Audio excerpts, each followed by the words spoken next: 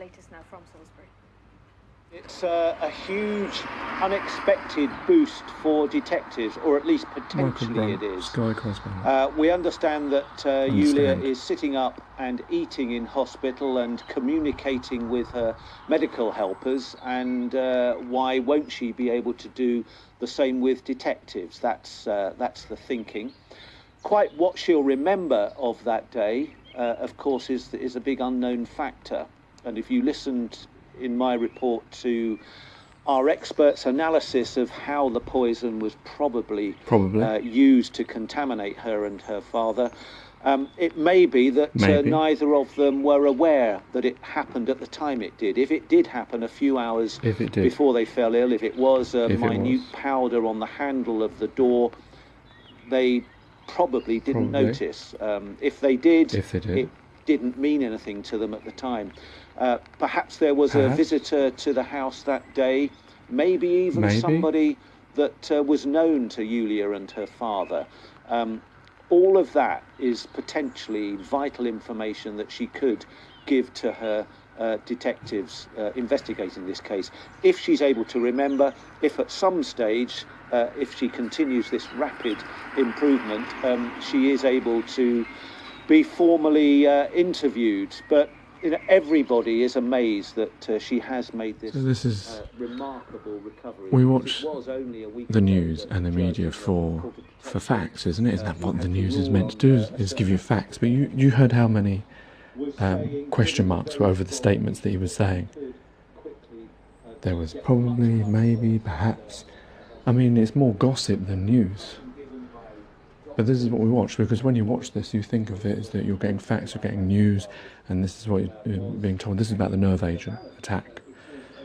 But it just amazes you. That's Sky News, major news organisation in the UK, giving over things, information that they, what they consider news. But it's not news at all, is it? I mean, my understanding of news, or understanding journalism, is that you're meant to put facts forward, and not that you're meant to just speculate. But the thing is that people don't understand. But obviously, journalism is they are allowed to speculate, and they do. But they don't. But people watching the news always think that what they're getting is the actual news, the actual facts. This is what's happening. They don't listen out for those words. He's allowed to lie, he's allowed to say all this gossip by just using those words, perhaps and maybe.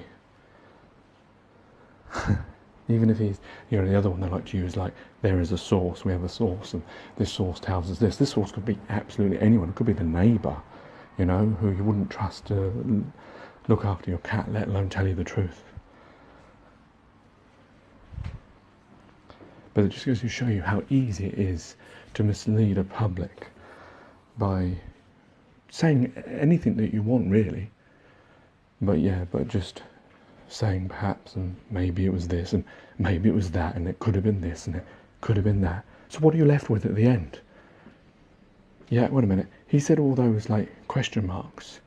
So that suggests, it means that he doesn't really know what went on. Yet we already have a perpetrator, Russia. So how do we already have a perpetrator, Russia, if there's already these maybes and could-bes? And this is just one news item that I've happened upon hearing. But I just heard it and I thought, no, my goodness, this is the state of the news. And this is what people are taking in every single day. And this is just one story. Imagine all the other stories where the stuff being brought to you isn't what you think it is.